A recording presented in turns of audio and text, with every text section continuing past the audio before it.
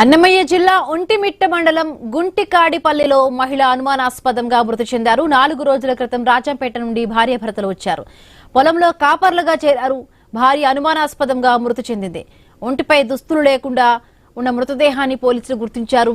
భర్త వెంకటరమణ ఆచూకీ లభ్యం కాలేదు. ఘటనా స్థలానికి చేరుకున్న పోలీసులు డాగ్ స్క్వాడ్ తో తనిఖీలు చేపట్టారు.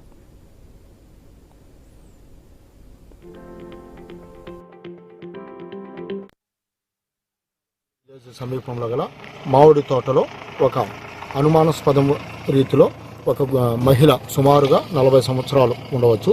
ఆమె అనుమానాస్పద రీతిలో చనిపోయినది. ఆమె పైన బట్టల గట్టలు ఏమి లేవు.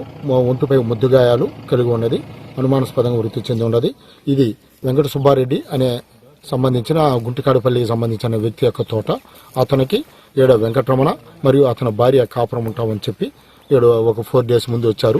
వీళ్ళు రాజంపేట సమీపం గల యానాది బైక్ యాక్సిడెంట్ చెప్పారు.